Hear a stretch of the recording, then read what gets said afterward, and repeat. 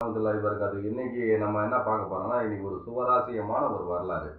இது கேட்கும் பொழுது ரொம்ப பிரமிப்பாவும் இருக்கும். ஆனா அல்லாஹ்வுடைய எதிரி. அவர் தான் காதலர் தினத்துக்கு அந்த சிம்பலுக்கு உண்டான கதாநாயகர் அவர் தான். அதுக்கடுத்து இஸ்லாத்துடைய விரோதின்னு அல்லாஹ் குர்ஆன்ல சொல்றான். கொசுவால மாண்டவர். 2வது கிறிஸ்துமஸ்ன்னு சொல்றாங்க. டிசம்பர் 25. இது இவருடைய பிறந்த நாள் தான். இயேசுநாதருடைய பிறந்த நாள் இல்ல. டிசம்பர் 25 நான் இப்ப சொல்லக்கூடிய அந்த அவருடைய பிறந்த நாள். அவன் தான் நம்ம வரலாற்றுல சொல்லிட்டு இருக்கேன்னு வச்சுங்களேன். அவர் யாரு பார்ப்போம் வாங்க. என்னன்னு கேட்டீங்கன்னா, இவருடைய பெயர் நமாரான்னு சொல்லுவாங்க. நமாரா கிறிஸ்துவத்துல விவிலியத்துல எப்படி குறிப்பிடப்படுதுன்னா, நிம்ரோட்னு சொல்லப்படுதுன்னு வச்சுங்களேன். உலகத்தை ஒரே குடையின் கீழ் ஆண்டவர்கள் 4 பேர். அதுல 2 பேர் முஸ்லிமானவர்கள். அது சிக்கந்தர், துல்கர்னைனும், சுலைமான் அலைஹிஸ்ஸலாம். இன்னும் 2 பேர் உலகத்தை ஒரே குடையின் கீழ் ஆண்டாங்க. அதுல ஒருத்தர் நம்ரூது, இன்னொருத்தர் நெபுகத்நஸர். அதாவது பாபிலோனிய தொங்கு தோட்டத்தை அமைச்ச புக்து நசுர்னு சொல்லுவாங்க வச்சுங்களேன். இந்த 4 பேர் தான் உலகத்தை ஒரே குடையின் கீழே ஆண்டவர். இந்த நான் சொல்ல வந்த வரலாறு யாருடையதுங்கிறதுனா நம்ரூது. அவர் யாருன்னு கேட்டீங்கன்னா, நூஹ் அலைஹிஸ்ஸலாத்துடைய கொள்ளு பேரன். அதாவது நூஹ் அலைஹிஸ்ஸலாத்துடைய மகன் ஷாம், ஷாமுடைய மகன் கண்ணான், கண்ணானுடைய மகன் தான் இந்த நம்ரூதுன்னு வச்சுங்களேன். இந்த நம்ரூதுடைய இயற்பெயர் என்னன்னு கேட்டீங்கன்னா நமாரா அப்படின்னா. நமாரானா பெண் புலி. ஏன் இதனால அந்த பெண் புலின்னு வந்துச்சுன்னா, புலிப்பால் குடித்து வளர்ந்தவர் அவரு.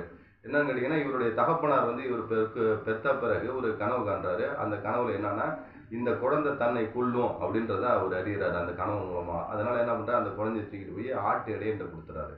ஆட்டு இடையன்ட்ட கொடுத்தோன்னா, ஆட்டு இடையை அதை வாங்கிட்டு போய் கொண்டாடிட்டு போனோடனே, கொண்டாடி கொஞ்ச நாள் பார்த்துருக்கிறான். ஆடுலாம் இவருடைய அவலட்சணமான உருவத்தை பார்த்துட்டு என்ன ஆச்சுன்னு கேட்டீங்கன்னா, வெருண்டு ஓடுது, அஞ்சு நடுங்குது. ஆடுகள் அவ்வளவு கொடூரமா இருந்திருக்காரு. உடனே என்ன பண்றாப்புல, அந்த ஆட்டு இடையை வச்சு என்ன செய்யறாங்கன்னா, ஒரு ஆத்துல தூக்கி போட்டுறாங்க.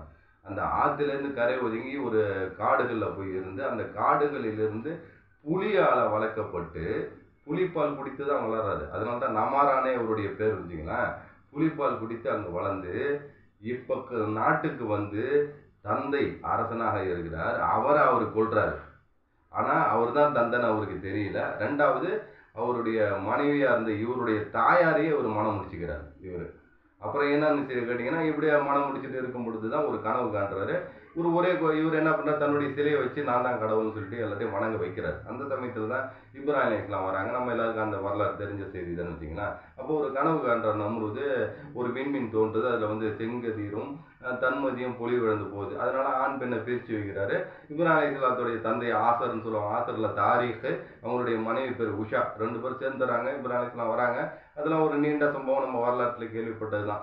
அப்புறம் ஒரு மீன்ஜன்னிக்குன்னு சொல்லக்கூடிய தூக்கி போடக்கூடிய ஒரு கருவியின் மூலமாக நெருப்பு குண்டத்துல தூக்கி போறாரு. 7 நாள் சுபிட்சமா இருக்கிறாங்க. அதெல்லாம் எல்லாருக்கும் பரவலான தெரிஞ்ச செய்தி தான். அப்புறம் வெளியில வந்த பிறகு இவருடைய மகன் ஏற்றுக்கொள்றான். அவர் யாருன்னா திமிஷ்க் அவருடைய பேரு. அவரு தான் சிரியாவில் உள்ள திமிஷ்க் நகரத்தை வடிவமைச்சவர்.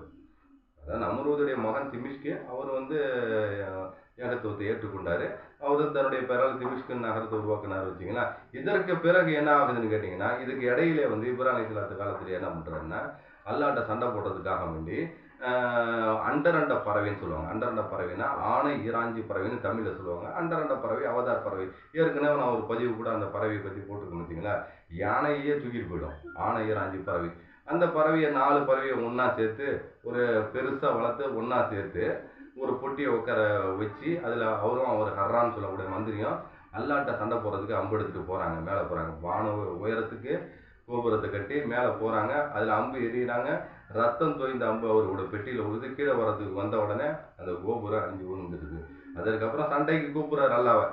இப்ராஹிம் அலைஹிஸ்ஸலாம் படையை திரட்டினோடனே இவரு நம்ரூது படையை திரட்டினா 3 நாட்கள் அல்லாஹ் கொசுவை தான் அனுப்புறான். கொசு என்னன்னு கேட்டீங்கன்னா, அப்ப அனுப்பப்பட்ட கொசு என்னன்னு கேட்டீங்கன்னா, சதையையும் தின்னும், ரத்தத்தையும் குடிக்கும். அப்படி உள்ள கொசு. அப்படி அனுப்புன பிறகு என்ன ஆகுதுன்னா, இவன்ட படையணியில இருந்தவங்க எல்லாருடைய சதையையும் கறியையும் ரத்தத்தையும் குடிச்சு எலும்பு கூட ஆக்கிடுச்சு எல்லாரையும். ஒரே ஒரு கொசு மட்டும் இவருடைய மூக்கு வழியா போயிடுச்சு. அதனால அடிச்சு கொண்டு இருந்து அவர் இறந்து போனார் வச்சுங்களேன். இப்ப இந்த கொசுவை பத்தி பார்க்கணும்னா என்னன்னு கேட்டீங்கன்னா, கொசு சாதாரணமான விஷயம் இல்லை. கொசுக்கு 3 இதயம் இருக்கும். அது மூக்குல 6 கத்தி இருக்கும்.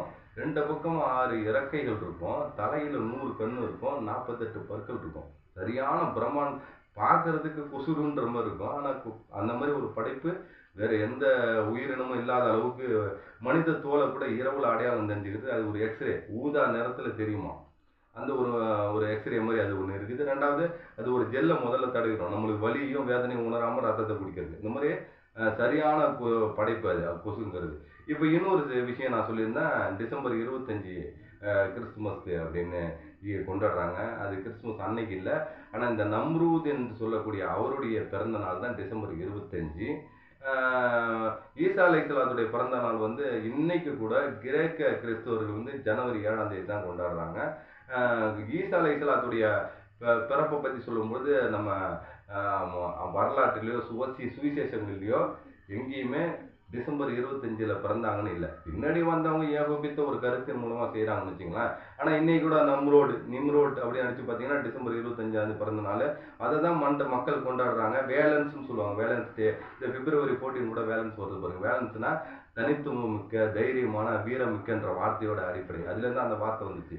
அவருடைய சின்னம் தான் இதயம். அதனால வேலன்ஸ் டேல கூட ஹார்ட் சிம்பிளை வச்சிருப்பாங்க, இதய சிம்பிளை. அப்ப காதலர் தினத்துக்கும் அவர் தான் முன்னோடியா இருக்கிறாரு.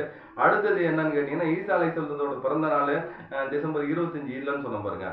குரான்ல கூட 19:25 சூரா வந்து மரியத்துல 25 ஹுஸ்ஸி இலைக்க நல்லா சொல்றான் பாருங்க. ஹுஜ்ஜி இலைக்க பிஜதீன் நகலத்தி அப்படி அந்த ஆயத்துல என்ன சொல்றேன்னா, அலைக்க ருத்துபன் ஜனியா.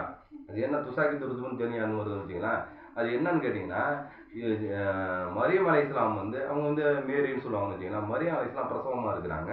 அப்படி இருக்கும்போது சமயத்தில் அல்லாஹ் வந்து அந்த 19:25 சொல்றான், நீங்க பேரிச்சம்பழத்துடைய பிடிச்சு உழுக்குங்க, அப்போ வந்து கொய்வதற்கு தோதுவாக இருக்கக்கூடிய பழங்கள் உலரும், கீழே சாப்பிடுங்கிறான். இப்ப கோடை கால பயிராக இருக்கக்கூடிய பேரிச்சம்பழம் அது அறுவடை செய்யறது எப்போன்னா ஜூலைலேருந்து அக்டோபர் வரைக்கும் தான். ஜூலைலேருந்து செப்டம்பர் அக்டோபர் வரைக்கும் தான் அது கோடை கால பயிர். அப்படின்னு பார்க்கணும்னா பிரசவமாக இருந்த மரியம் அலைஹிஸ்ஸலாம் பேரிச்சம்பழத்தை குலுக்கும்போது கொட்டுதுன்னா அந்த கோடை கால பயிராக இருக்கக்கூடிய பேரிச்சம்பழம் அந்த கோடை காலத்தில் வந்திருக்கும்.